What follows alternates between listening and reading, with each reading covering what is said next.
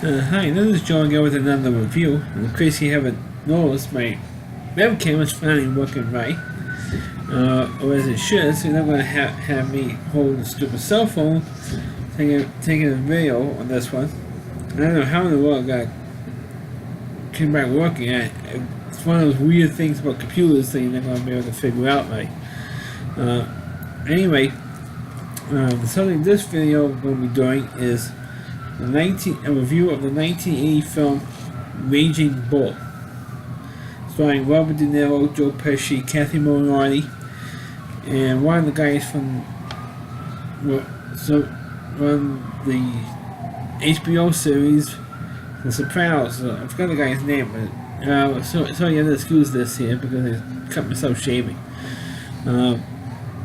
Anyway, the movie, of course, is based on the life of former middleweight boxing champ Jake LaMotta.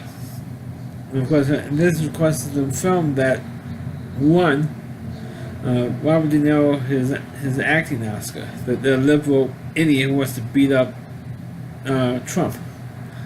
I know a lot of people who want to beat up Trump, but that's a different video for a different day. Like I said, this movie is based on Jake LaMotta's life from the early 40s to about 1950s, the late 50s, when he retired from boxing. He got into a little bit of trouble. So, like I said, this movie is, of course, based. This movie, A Raging Bull, is, of course, one of the most famous boxing films. And, of course, this movie actually came on the heels of another famous boxing film, at least the first two of a movie franchise, was the Rocky movies. The first two films were already been made and released by the time this movie came out. And the reason why I've ever seen Rocky is because the same producers, Irvin Winkler and Chernoff Winkler, the guys who produced the original the first five Rocky films, produced this movie. So we figured, hey, we're going to strike lightning again with another boxing film. But the problem is that this movie did not win the Oscar for Best Picture. It lost to Ordinary People. And I think maybe because the movie turned an awful lot of people off, because there was a lot of violence in this movie. And I'm sure if Raging Bull was made today, instead of way back in 1980, there would be a lot of women blues protesting this thing. And I'm eventually going to get into it why. Of course, like I said, that Robert De Niro played the part of Jake LaMotta, and Joe Pesci, who was like an unknown actor at that time, played Jake's brother, Joey LaMotta. And of course, we also have almost like a statutory rape thing going on here, because De Niro, or Jake LaMotta, falls in love with a 15-year-old girl who was played by Kathy Moriarty, who was also an unknown actress at that time. So you had that thing going on, and not only that, but Jake LaMotta was already married to somebody else. And then they explained what happened to the first wife. There's that they was married, and she was like a shrill, and they were fighting all the time. And eventually they rolled her out in the movie. It didn't really explain what happened to the first wife, but I guess he eventually got divorced from her and got married to Kathy Moriarty's character like 2 or 3 years later. And of course, also this time they showed several fighting scenes.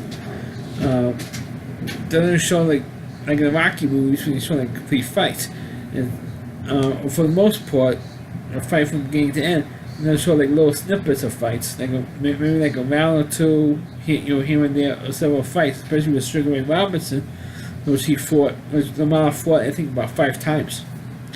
So you had some of those fights. You had some fights with other matches. Then you had one match in particular where Jake LaMotta actually threw on purpose, because the only way he would because he was fighting to get into a championship match for the middleweight championship, and they wouldn't give it to him, even though he beat everybody, even though he had some losses here and there. But for the most part, he beat just about every middleweight fighter there was, except for the guy who was the champ. And the only way he would get that fight is that the mobsters said to him, and that's because there's not mobsters involved with boxing in those days. Maybe now too, but they were more prevalent then. He says the only way you get a championship fight is if you lose, if you tank your next fight. It's why this guy's a bum. And he said, well, you have to tank this fight. So of course he did it, and because Lamar tanked the fight, the board commission kind of figured out that he was, that he purposely lost the fight, and so he was suspended for a while. And well, he got back into boxing, and eventually he got the middleweight champ, and he beat the crap out of him, literally. And that's of course a part of the private storyline that's going on, or the personal storyline with Jake LaMotta, because he was an overly jealous guy. He believes that everybody was fucking his wife. Excuse my language. There was Jake LaMotta's language, not mine, that everybody was trying to have sex with his wife. And he actually used the F, De Niro actually used the F words, that everybody's effing my wife. And, naturally, of course, there was no real proof for that. It just said that he was overly jealous and was suspicious of everybody. For the people who he was having a casual conversation with his wife, oh, you're not allowed to have a conversation with my wife. He's kind of like the boxing version of Randy Savage, a wrestler Randy Savage.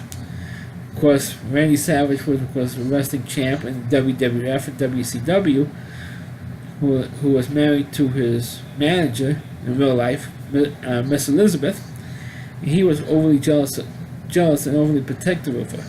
Same thing with Jake LaMotta. He was overly jealous and overly protective of his wife, and he wanted to make sure that nobody had sex with her. But he suspected anybody and everybody of having sex with his wife, even his brother. And of course, he confronts his brother. Are you having sex with Vicky? And he refuses. And Joe Pesci refused to answer. So why are you not answering the questions? Because I think it's outrageous, and I know I won't do it to you. You're my brother. Why should I have sex with my brother's wife? It's ridiculous. It's stupid. I'm not going to answer it. So what Jake did was he confronted his wife. Said, Are you screwing my brother? Are you screwing him? And of course, naturally, she denied. At first, she denied. Of course, Jake didn't believe her. But okay, now I am been screwing him. I've been screwing every guy on the block. I've been having sex with everybody on the block. So he walks out. And Jake walks out, goes to his brother's house, and beats the crap out of his brother in front of his whole family, in front of his wife and kids. Beats the crap out of him, was threatened with arrest. They called the police on him, and of course, he was separated from his brother. He was estranged from his brother. His wife eventually, I know I'm getting a little ahead of myself. Eventually, got divorced from him. And then what happened was he eventually fought for the middleweight championship. He won. He held a couple of title matches, and then he eventually lost. And then after when he lost in the middleweight championship, in 1956, he decided to retire. And he got into to run his nightclub in Miami, and that's when his wife decides to divorce him.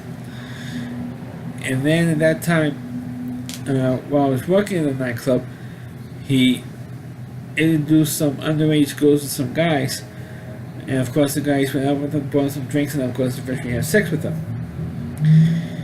And of course, Jake says, "Oh, they know they were underage." I asked them if they had ID. They proved they weren't underage. They were overage. They were over 21 years old. They told me they were 21. They checked them out. I said yes, they were 21. And so I introduced them to a couple of guys. That's what happened. But they thought he was running like a prostitution thing going on with underage girls with some of his regular clientele in his nightclub in his bar. So he got arrested, spent some time in jail for it. And of course, that's pretty much how the movie. And of course, the movie was practically all flashbacks. The beginning of the movie, of course, Jake LaMotta first tells the story.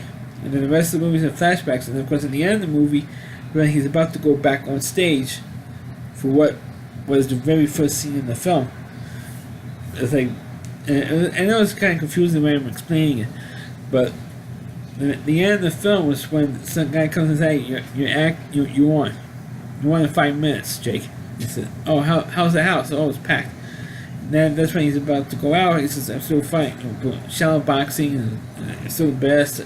And that's how the movie ends. But just before that final scene, Jake does reunite with his brother, and his brother reluctantly didn't really resolve it. But it looks like he's going to resolve issues with his brother at the end of the film. And, well, that's pretty much how the movie ends, about him about to do his act, which was at the beginning of the film, which kicked the film off. I think that because of what happened within the course of the film, it was very violent. And I'm not just talking about just the boxing scene. You expect those scenes to be violent, but it has some what we call domestic violence issues going on, and the language was used, and that type of thing. The movie did not win for Best Picture, but it was. I think it got about 8 or 9 nominations, and I only won like 2 of them. One for Best Actor for De Niro, which I mentioned earlier, and the other one for the ending of the film. But most of the other film awards, at least a good chunk of them, went to Ordinary People, which I previously reviewed, and that one I think was a much better film than Raging Bull. In my opinion, I know Raging Bull I'm going to get a lot of flack for it, but Raging Bull, I watched the movie and figured, okay, I mean, it does have a story, you can follow it, but I feel like it didn't do that much for me. There's only really two boxing films ever won the Oscar for Best Picture. And of course, the original Rocky and $1 Million Baby, which is like almost like 30 years later. But for the original Rocky film, people thought that Raging Bull won the Oscar for Best Picture because it got so much praise, and it was in the Time Magazine's 100 Greatest Movies of All Time, which was on the AFI list of 100 Greatest Films. And I watched it. I'm not saying it was a god-awful movie, but comparing Raging Bull and Ordinary People, I'm going with Ordinary People. True, I saw Ordinary People more times than Raging Bull, but because Raging Bull I saw all the way through once, but I liked Ordinary People more than Raging Bull. I guess some of it had to do with Robert De Niro's comments about Donald Trump. He wants to beat the crap out of him and all that type of thing, which lowered my opinion on this film. But because actors in Hollywood always, it's more important for them to give the political opinion than actually go out and do their jobs, which is act in movies or TV shows or plays or whatever. That is more important for them to put out good movies on television shows and stuff. That's more, to me, that's more important than hearing when they have to say the political opinions and stuff. I don't want to hear the stupid political opinions. Just shut up and do their jobs, which is entertain us. Doesn't matter what field they're in, man. Musicians, the Dixie Chicks, fuck the Dixie Chicks. The hell with them. The hell with De Niro.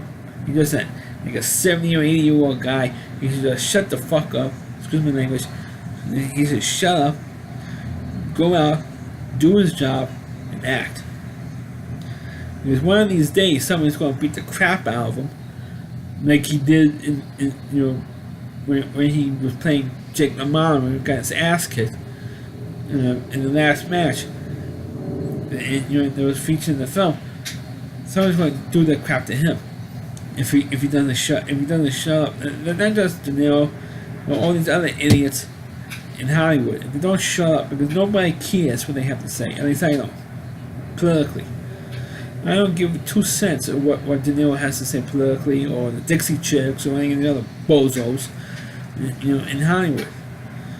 Because they should just go out and act, or sing, or whatever the hell else they're doing. But we don't get on a tangent. But for De Niro to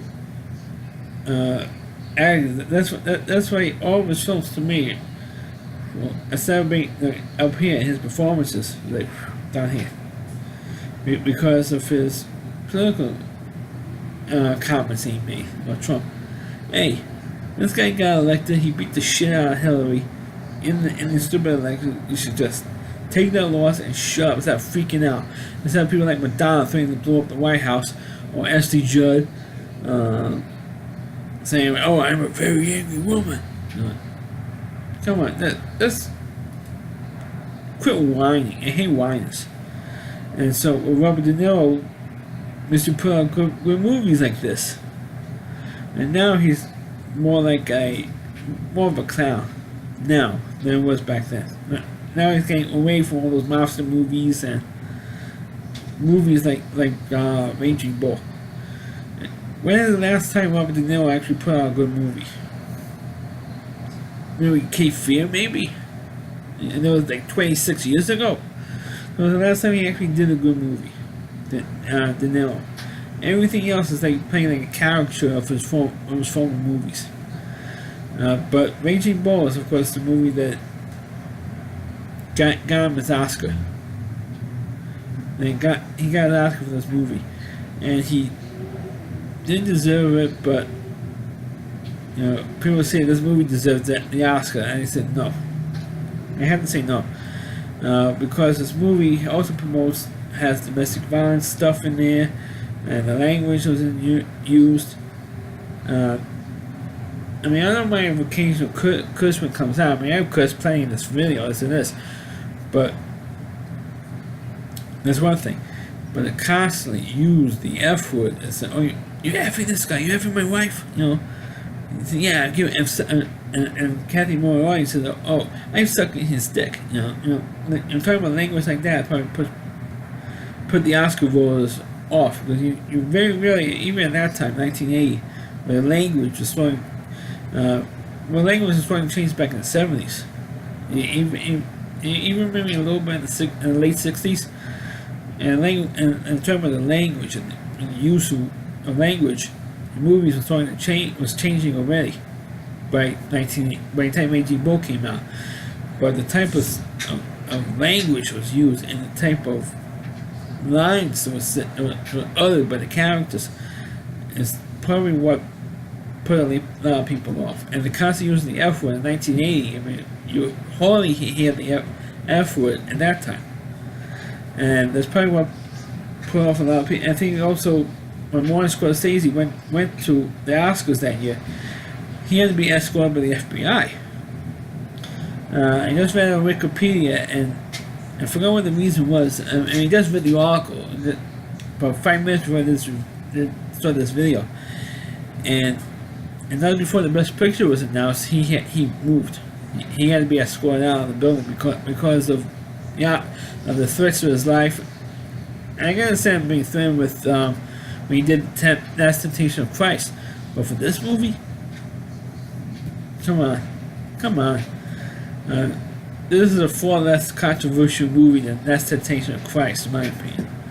Even though I've never seen the full movie, the Last Temptation of Christ movie, but this one, I can understand with the wife being stuff, but anything else, maybe the mobsters were mad at him for it, probably, because it didn't show the mobsters in a good light.